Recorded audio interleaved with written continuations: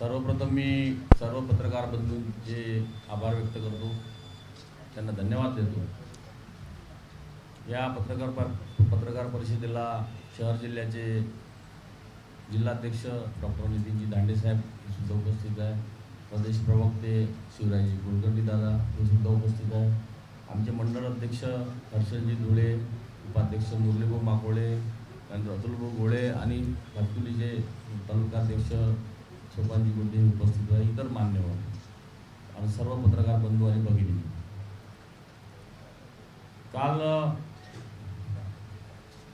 जे audio clip आपल्या निदर्शनास आली किंवा आपल्या सर्वसामान्य जनतेपर्यंत पोहोचली किंवा चॅनलच्या माध्यमातून पोहोचली, आपल्या सर्व चॅनलच्या माध्यमातून जास्त पोहोचली। अमरावतीने कधी अशा प्रकारचा एका माजी आमदाराने एका आमदाराला किंवा त्याच्या परिवारातील सदस्याला जीवे मारण्यासाठी कट कारस्थान रचल्याचं आपण पाहिलं असं मला निदर्शनास येत नाही। मी आता माझं वय 52-53-54 वर्षाचं आहे, तर या संपूर्ण कालखंडात मी तरी बघितलं नाही, अनेक मंत्री या जिल्ह्याला दिले, सुदाम काका असो, बीटी देशमुख असो, त्याच्यानंतर आपले ठाकूर असो, हर्षवर्धनजी देशमुख असो, त्याच्यानंतर विनायकदादा कोरडे असो, जगदीशजी गुप्ता असो, सुनीलभाऊ देशमुख, जे काही नाव आपल्याला ज्ञात आहेत, मल्हारराव होळकर असो, उकिडाताई गावंडे असो आणि इतर सर्व मान्यवर जे नेते होऊन गेले, त्यांनी कधी एकमेकांबद्दल अशा प्रकारचा आकस किंवा अशा प्रकारचं प्लॅनिंग हे केलेलं आपल्याला दिसलं नाही। परंतु तसं पाहता ही ऑडिओ क्लिप एका घरातली आहे, माझ्या म्हणजे माहितीनुसार, माझ्या निदर्शनानुसार ती माझ्या चुलत भावाला संपवण्याचं कटकारस्थान एका राजकीय जीवनात काम करत असताना स्पर्धा असते, चढाओढ असते, सगळ्या गोष्टी आपण पाहिल्यात, परंतु अशा प्रकारचं एकदम खालच्या दर्जाचं कटकारस्थान मृत्यूपर्यंत टिप्परने उडून टाकू, माझा हा प्रश्न आहे की असे टिप्पर मग जे बुडलेले लोक आहे आतापर्यंतचे, तर त्याच्या सर्वांच्या चौकशा झाल्या पाहिजे। दुसरी गोष्ट, त्यांनी जे म्हटलं की डिसेंबरमधली क्लिप आहे, मग एवढ्या 4 महिने, तुम्हाला कसं माहीत डिसेंबरमधली क्लिप आहे? आणि तुम्हीच आरोप केला की आपण काय म्हटलं त्यांनी, डिसेंबरमधली क्लिप आहे आणि दहशत तयार होईल। आता एखादा गुंड प्रवृत्तीचा व्यक्तीच अशा प्रकारचं कटकारस्थान रचू शकतो आणि सराईत गुंड ज्यानं हे पहिले आधीचे धंदे केलेले असेल किंवा अशा प्रकारच्या गोष्टी केलेल्या असेल, अशा प्रकारचं त्यांना काही होत नाही। तुम्ही ते क्लिप त्यांच्या 10 मिनिटानंतरच्या क्लिपनंतर काही त्यांच्या स्वतःच्या क्लिप्स ते वाचतात, त्या कोण्या चॅनलने दाखवलेलं नाही। कदाचित त्यांना असं वाटलं असेल की इथंच क्लिप संपली, परंतु त्याच्यानंतर सुद्धा हे म्हटलेलं आहे की शरद जोशींना पाडलं लोकांनी, डॉक्टर बाबासाहेब आंबेडकरांना पाडलं लोकांनी, मला पण पाडलं, म्हणजे डॉक्टर बाबासाहेब आंबेडकरांची बरोबरी करण्याचा प्रयत्न दिसून येतो। न्यायव्यवस्था नाही, संविधान जी पायमल्ली केलेली आपल्याला त्यातून दिसून येते आणि न्यायव्यवस्थेवर ताशेरे ओढल्यासारखं मी ज्यात लिहून दिलेलंच आहे तुम्हाला, त्या सर्व त्या क्लिपमध्ये आहे।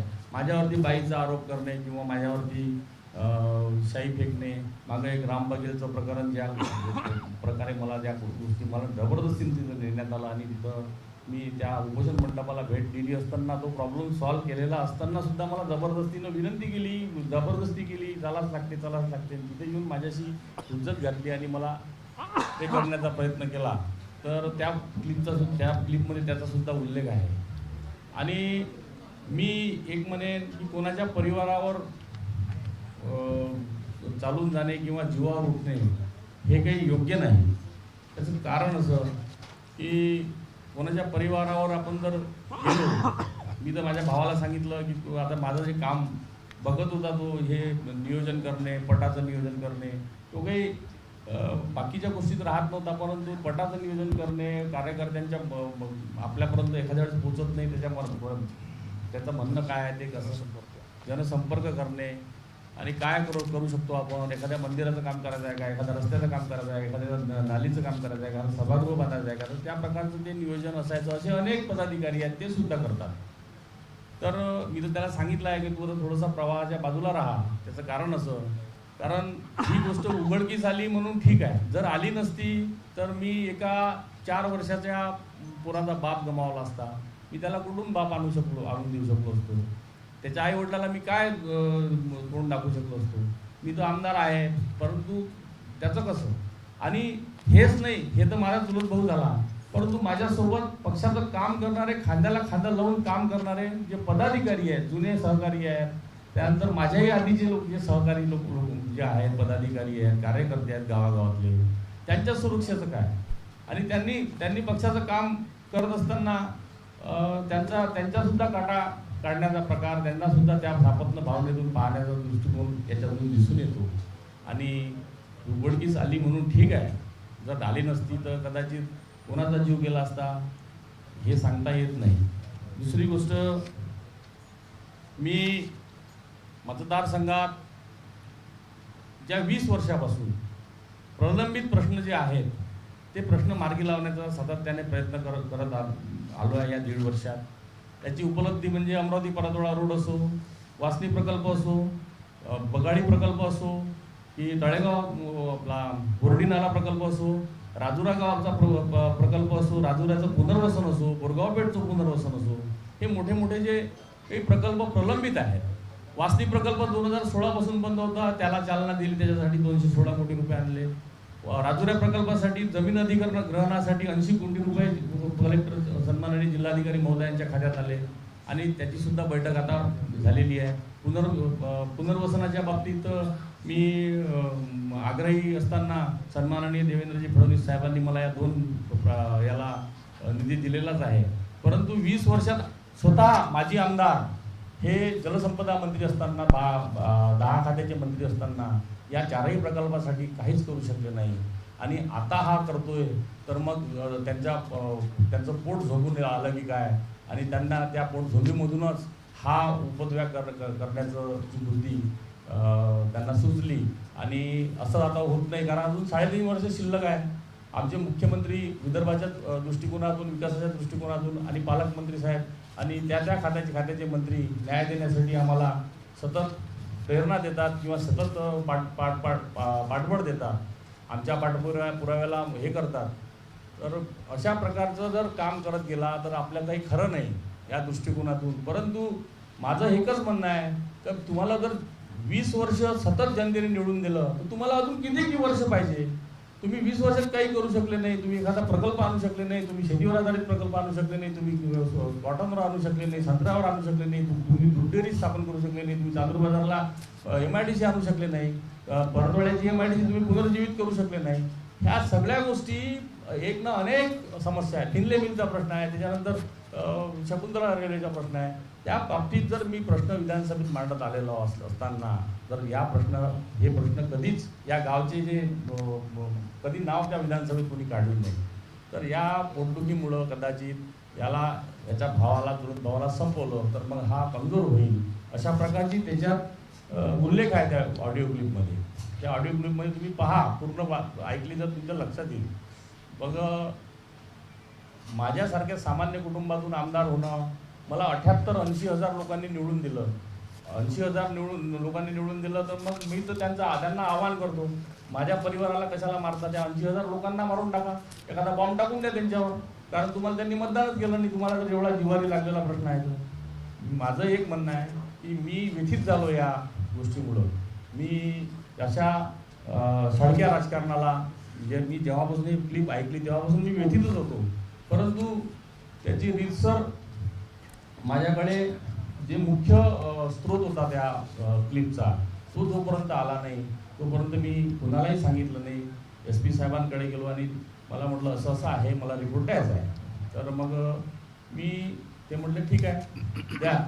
आणि मी अनेक गोष्टी बाहेर येण्यासाठी अजून SP साहेबांना ची भेट घेऊन काही मागण्या करणार आहे की आतापर्यंत जे यवतमाळच्या टोळ्या आहेत, वणीची टोळीचा उल्लेख आहे, काही जाटू बाबा कोणते आहेत तर ते मलाही माहीत नाही, त्यांचा उल्लेख आहे, तर त्याचीसुद्धा चौकशी करावी, जेणेकरून ह्या हे टोळ्याचे हे म्होरके आहे का, किंवा या 20 वर्षात त्यांनी कोणत्या कोणत्या लोकांना यमसदनी पाठवलं का, आणि यमसदनी पाठवलं असेल तर त्यांची चौकशी कधी होणार, आणि सत्तेत असल्यामुळं काही दाबून ठेवलं आहे का, ह्या सगळ्या गोष्टीचा उलगडा या चौकशीत करावा, जेणेकरून सामान्य माणसापर्यंत आजपर्यंत माजी आमदार हे यांचे नाव बच्चू हे फक्त लोकांना दाखवायसाठी, शेतकऱ्यांचा नेता म्हणून, गाडगे बाबा म्हणून घेण्यासाठी, परंतु इकडे दुसरं नाव बिच्चू म्हणून असल्यासारखं आहे, जे फक्त माझ्यासारख्या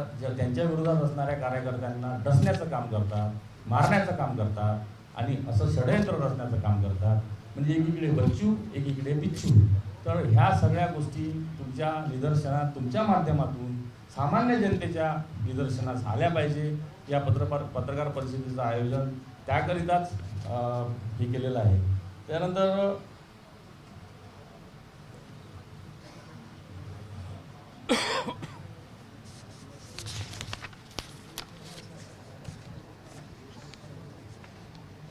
आणि तुम्हाला क्लिपमधून लक्षात येईल की त्यांचे अवैध धंदे, रेती तस्कर यांच्याशी संबंध आहेत, कारण त्याच्याशी बोलणारे हे रेती तस्करच, मावडे म्हणून रेती तस्करच आहे.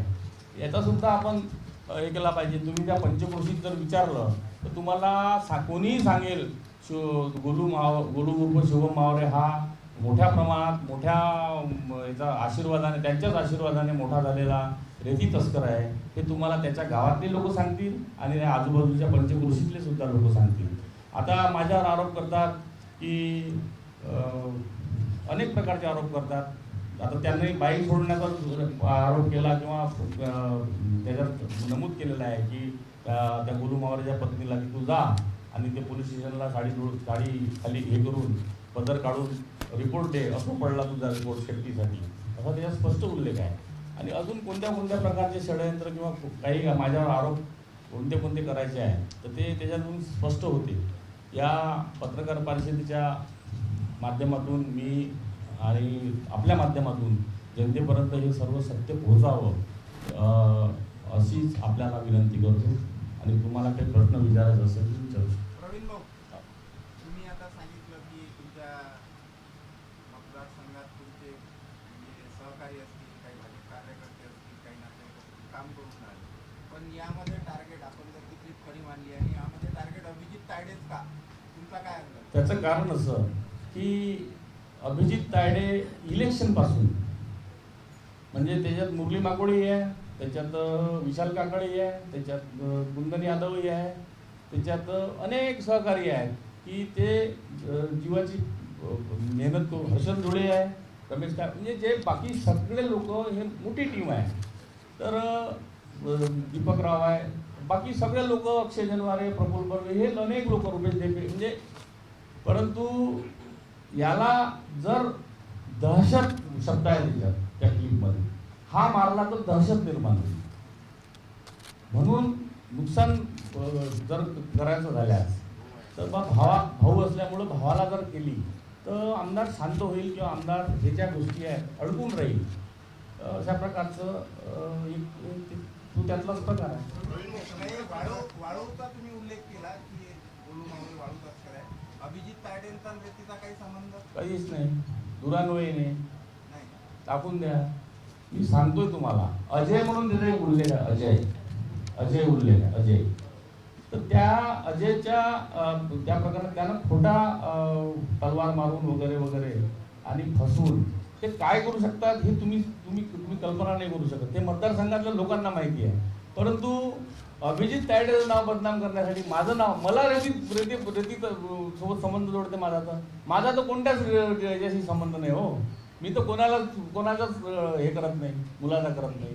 मी सांगून दिलेलं आहे, जे जवळचे लोक माणूस असन त्यांनी सुद्धा माझ्याजवळ रेती चोरीच्या संदर्भात घेऊन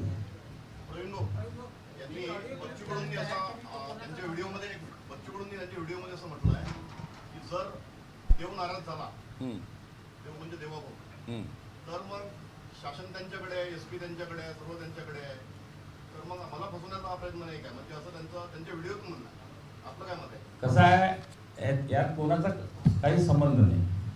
सन्माननीय मुख्यमंत्री महोदयांना मी एक गोष्ट पण सांगितली नाही, अजून सांगितली नाही, पण मला त्यांचा असं वाटलं की आपण जाऊन भेट घ्यावी आणि त्यांनी सगळं कारण मला बघून बरेच गोष्टी त्यांना द्यायच्या आहेत. त्याच्यामुळं आणि ते जर असं म्हणत असेल की कोणती काय त्यांचं सगळं त्यांचंच आहे, तर त्यांची जी भीती आहे, त्यांना भीती आहे, त्यांना माहिती आहे पुढचं काय होणार आहे. त्यामुळं ते असे आरोप स्वतःला सेफ करायसाठी ते आरोप करत आहे. आणि ते त्यांचं बरोबर आहे, ते त्यांच्या जागी बरोबर आहे ना. ते संपूर्ण प्रकरण एका 20 वर्ष झालेल्या आमदाराशी संबंधित आहे, एका लोकनेत्याशी संबंधित हे प्रकरण आहे. छोटं मोठं प्रकरण नाही आहे. या प्रकरणामध्ये SP लेवलची चौकशी पोलिसची आहे की SIT चौकशी मला वाटते की नाही चौकशी करावी, कारण 21 वर्ष राहिलेला आमदार या प्रकरणामध्ये गुंतला आहे असं तुमचं म्हणणं आहे? मी निश्चितच या एवढ्याने झालं नाही. मी सन्माननीय मुख्यमंत्री महोदय म्हणजेच गृहमंत्री महोदयांची भेट घेऊन या प्रकारची मागणी करणारच आहे. आणि आमचं सर्वांचं म्हणणं आहे, भारतीय जनता पार्टी जिल्हा, ग्रामीण, शहर या सर्वांचं म्हणणं आहे की या प्रकरणाला सोक्ष लागावा आणि भारतीय जनता पार्टी माझ्या पाठीमागे गंभीरपणे उभी आहे. SIT लेवलची चौकशी व्हावी असं वाटतं ना? हा, जे चौकशी योग्य असेल ते चौकशी झाल्याशिवाय राहणार नाही. त्याच्याच प्रकारची मी मागणी सन्माननीय गृहमंत्री महोदय, मुख्यमंत्री महोदयाने करणार आहे. त्यांचं म्हणणं आहे की डिसेंबरचं प्रकरण आहे, जसं त्यांच्या याच्यात आहे, आणि तुमचं म्हणणं आहे एवढं याचं नाही, तर म्हणजे प्रकरण कधीच आहे अंदाजे. मी काय म्हणतो, त्यांना कसं माहिती डिसेंबरचं प्रकरण आहे? म्हणजे त्यांचं बरोबर त्यांना माहीत, त्यांनी म्हटलं कसं का असं, म्हणजे त्यांना माहिती आहे आपण केव्हा बोललोय, ते क्लिप केव्हाची आहे त्यांना माहिती आहे. आपण तर हे बोललो केव्हा हे त्यांना आढळलं तेव्हा म्हटलं आपण तर डिसेंबरमध्ये बोललो, तेच त्यांनी व्हिडिओ त्यांच्या मुलाखतीत म्हटलेलं आहे. आता मी तर सांगितलंच नाही डिसेंबरची क्लिप आहे म्हणून. SP जरी सांगितलं असं, पण त्यांना आढळलं ना, केव्हा जी क्लिप आहे तर ते. हा, तुमच्या व्हिडिओमध्ये जो आलेला आहे फरक आहे, त्यावेळेस नगर परिषदच्या निवडणुकीचा काळ होता, त्याच्यात मी थोडा व्यस्त होतो, विधानसभेच्या कार्यात व्यस्त होतो, हो, त्यामुळे मी याच्याकडे दुर्लक्ष केलं. नाही तसं नाही आहे ते. ऐका बरोबर आहे, मी त्याच्याबद्दल बोलतो. मला माहीत जरी होतं, पण अधिकृत मोबाईल मिळत नव्हता ना. तुम्ही मला क्लिप पाठवली, मी प्रशासनाला दिली, पोलीस प्रशासनाला. त्या कोणत्याही क्लिपवर प्रशासन प्रेस घेत नाही किंवा कोणती कारवाई करत नाही. जशी क्लिप बनली आहे माहिती होतं त्यावेळेस. हा, पण त्यांच्या व्हिडिओमध्ये त्यांचा एक असाही आरोप आहे की त्यांचं आता शेतकऱ्यांना घेऊन एक आंदोलन होणे आहे आणि त्यांना ते आंदोलन थांबवण्यासाठी, कारण आता सरकारची दाबी देणारी आहे त्यांच्या सततच्या आंदोलनांमुळे, आणि ते आंदोलन थांबवण्यासाठी एक अटक कारस्थान रचवले जाते. हे बघा, सरकारनं प्रामाणिकपणे कर्जमाफी केलेली आहे. त्याच्यामुळं ते आता काय म्हणत असेल ते स्वतःला वाचवण्यासाठी किंवा शेतकऱ्यांची सहानुभूती मिळवण्यासाठी ते बोलणारच आहे. ते रामाचा उल्लेख करतील, राम मंदिराचा उल्लेख करतील. आता त्यांना राम आढळणार ना. हां, आणि इलेक्शनमध्ये मग आता तुम्हाला माहिती आहे कुठं कुठं फिरतात ते. परंतु मी तुम्हाला सांगून राहिलो की ते जे म्हणतात की शेतकऱ्यांच्या आंदोलनाला थांबवण्यासाठी, त्यांना कधी कोणत्या आंदोलनाला थांबवलं? या 1.5 वर्षात त्यांनी जेवढे आंदोलन केले, कोणतं मोज दिवसाला केलं, कोणतं नागपूरला केलं, बाकीच्या अजून मेळघाट, कोणतं थांबवलं का? मग बरं, एवढी मोठी कर्जमाफी कोणतंही इलेक्शन नंतर निवडणूक नसताना जर कर्जमाफी या अधिवेशनात करते आणि जून 31 ही तारीख होती कर्जमाफीचे करण्याची, त्याच्या अगोदर जर 3 महिने 4 महिन्या अगोदर जर कर्जमाफी करते तर शासन प्रामाणिकच आहे आणि त्यांच्या या आरोपात काही तथ्य नाही. ऑडिओमध्ये आणि महाराष्ट्रामध्येही भाजपचं सरकार आहे, असं असताना एका भाजपचा आमदार अशी ठिकाणी जीवन जगतो तर सर्वसामान्य लोकांना कसं जीवन जगतील? नाही, हा गुप्तकट झाला मामा, हा गुप्तकट झाला. आता गुप्तकट तुम्ही काय करून राहिले माझ्याबद्दल, मी तुमच्याबद्दल हे थोडी माहीत होणार आहे. पण जर तो बाहेर आला तर आता त्याच्यावर निश्चितच शासन त्यांच्या पद्धतीने कारवाई करणारच आहे, त्यांनी केलेली आहे. त्या कथित ऑडिओमध्ये बच्चू कडू त्या कार्यकर्त्याला सांगत आहे की BJP मध्ये लगेच जॉईन हो, तर तो जॉईन झाला का आणि त्याचं मी तुम्हाला सांगतो, ती गोष्ट राहिली सांगायची. बच्चू कडूंनी जे सांगितलं की तू कार्यकर्ता त्या पक्षात प्रवेश कर, मला गुरु मावरेंचा 3 वेळा फोन आला आणि 4 निरोप आले, मला पक्षात यायचं आहे, तुम्ही जिल्हा परिषदला बघाल, मी तुम्हाला कशी मतं देतो. मी म्हटलं तू, मला माहिती आहे मी रेतीसाठी येत नाही म्हणे, मला रेतीचे ट्रक सोडू नका. मी म्हटलं तू त्याच्यासाठी तर यूज नको बाबा, परंतु तू रेकॉर्ड करते सर्व, त्याला सवय आहे रेकॉर्ड करते बोलायच्या गोष्टी. तर मी म्हटलं तू तिथेच राहा, तुझ्या भाऊसोबत राहा, त्यांच्यासोबतच काम कर. त्याच्यामुळं म्हटलं इथं बरेच पदाधिकारी पक्षात प्रवेश करत आहे, त्याच्यामुळं तुला मी सांगतो म्हटलं नंतर, कारण मला ते तोलवायचं होतं. आणि अनेकांच्या माध्यमातून निरोप आले मला की त्याला घेऊन घ्या, बरा आहे, असा आहे तसा आहे, परंतु ते मी घेतलं नाही. आणि तोच प्लॅन होता, तोच प्लॅन होता. तुम्ही माझे CDR काढा, त्या CDR मध्ये त्याचा नंबर सापडेल तुम्हाला.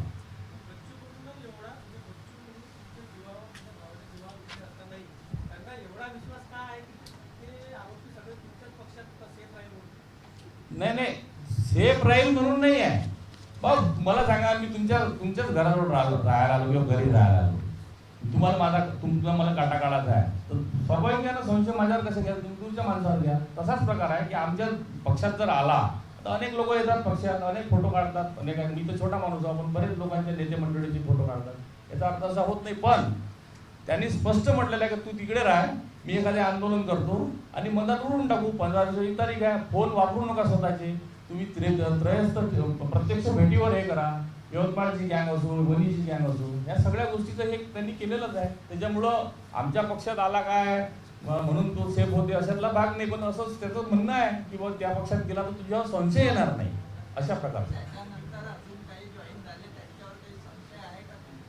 नाही हां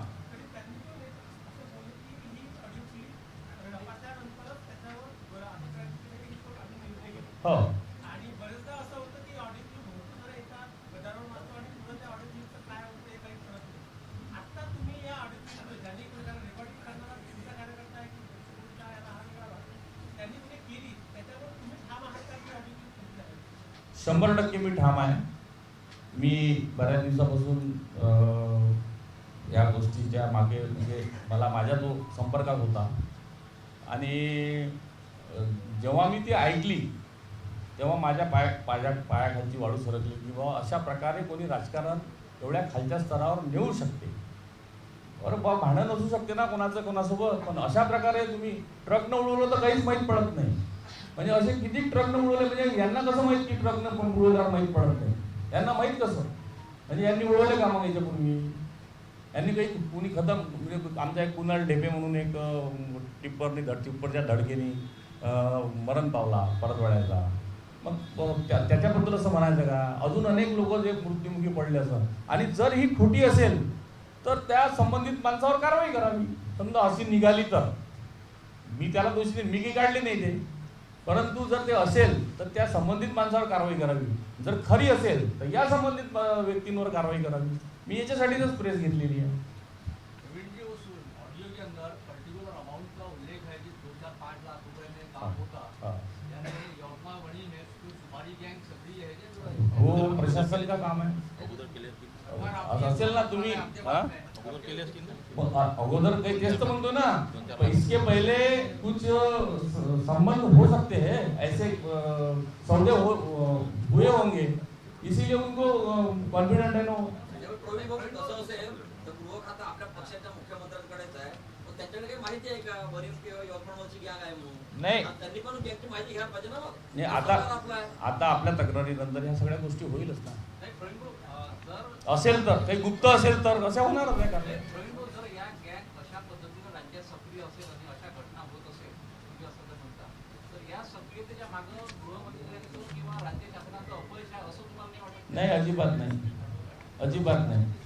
बरं प्रवीण भाऊ, तुम्ही आणि आता अभिजित गोयल या तुमचा जरी थेट उल्लेख नसला आणि तुम्हीच सांगितलं की तुम्ही दहशतीत आहे, तर मग काय एक्स्ट्रा पोलीस फोर्स किंवा पोलीस बंदोबस्त सुरक्षेची मागणी केली नाही ना, आता तुम्ही आहेच ना, काही झालं तर मला काही झालं तर तुम्ही सांगतात ना, त्याच्यामुळे काही विषय सांगतो ना, होत नाही असं.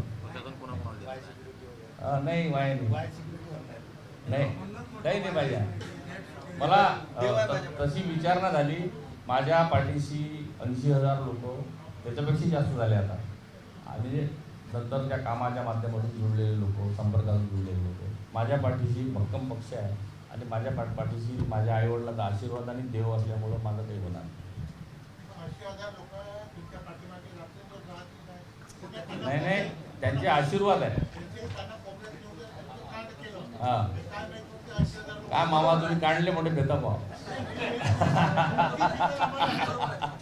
तशी आवश्यकता प्रशासनाला आवश्यकता वाटली तर नक्की देतील. आवश्यकता वाटली ना तर नक्की प्रशासन स्वतः देते. ज्यांनी नाही मागितली तरी देतील ना, कारण की आमदार आहेत, ते पब्लिक फिगर आहे, त्यांची सिक्युरिटी सेफ्टी जबाबदारी असते.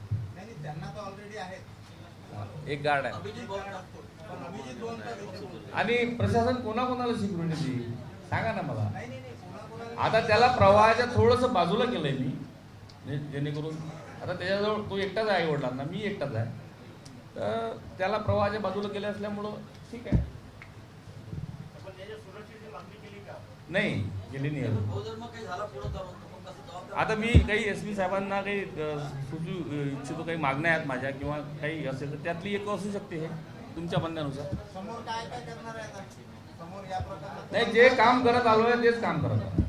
या प्रकरणात काय? या प्रकरणात आता फॉरेन्सिक रिपोर्ट याची वाट आहे आणि प्रशासन बघेल ना. आता प्रशासनाच्या सुपूर्द केलं आहे सगळं. नाही, जनरली सर्वसामान्यांच्या बाबतीत जे फॉरेन्सिकचे रिपोर्ट येतात, हां, त्याला 2 वर्ष 3 वर्ष कधी कधी त्याहीपेक्षा जास्त कालावधी. आता हे का आमदाराचं प्रकरण आहे, तर किती दिवसात अपेक्षित आहे बोलले ते? काही गुन्हा झाला असेल ना, रिपोर्ट किती दिवसात येईल? नाही, मी बोललो नाही अजून. मी आज सगळं करणार. या गडबडी व्यस्ततेमुळे मी नाही बोलू शकलो. मी आज सगळं बोलणार आहे.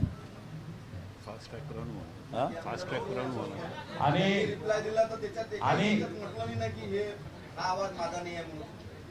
आणि त्यांनी जे हे केलं आहे, फेसबुक लाईव्ह केलं, काय केलं, व्हिडिओ पाठवला तुमचा, तर त्या क्लिपमध्ये त्यांच्या तळोकरांचे ते त्यांच्या क्लिपमध्ये असं त्यांनी खंडन केलं नाही की हा माझा आवाज नाही किंवा असा आहे म्हणून. ते फक्त दुसऱ्यावर ताशेरे ओढतात. ते असे वागतात की भावार्थ रामायण, भगवद्गीता, सगळ्या गोष्टी प्रत्यक्ष कोडून केलेल्या आहेत.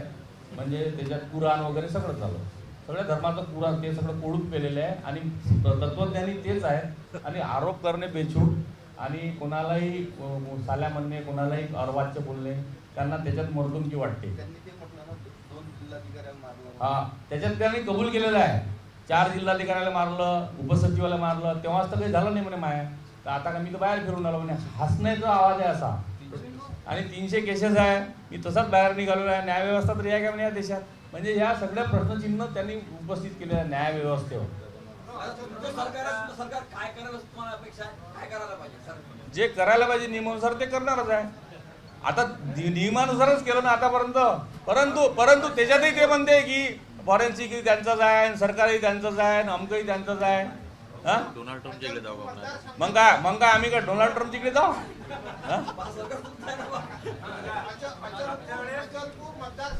राजकीय द्वंद्व केव्हा थांबेल अशी जनतेला अपेक्षा आहे? नाही, द्वंद्व माझ्याकडून काहीच नाही आहे. माझ्याकडून काही नाही. माझ्याकडून बघा, मी 20 वर्षाचा जो उहापोह आहे तो मी मांडण्याचा प्रयत्न करतो. मी माझं काय करतो हे सांगण्याचा प्रयत्न करतो. आणि माझ्यावर अनेक प्रकारच्या टीका, त्यांचे 60 फेसबुक आपले हे फेक अकाउंट आहेत 60. ते माझ्यावरती असली टीका टिप्पणी करत राहतात. ते मी ते म्हणजे पाहतही नाही. मला लोक सांगतात हे बघा हे पाठवलं, हे बघा हे पाठवलं. आणि त्यांचे काही ठरलेले 60 लोक आहेत. 60 फेक अकाउंट आहे त्याचे. 60 रोजंदारी ठेवलेले आहेत. मी त्यांची लिस्टही काढलेली आहे. चर्चा अशी आहे की अभिजित ढेपे यांच्या व्यक्तीचा धंदा आणि त्यांच्यावरती चांदूरबाजारमध्ये गुन्हे दाखल आहे, याच्यात दक्षता आहे का? अजिबात नाही, अजिबात नाही, अजिबात नाही, अजिबात नाही, नाही.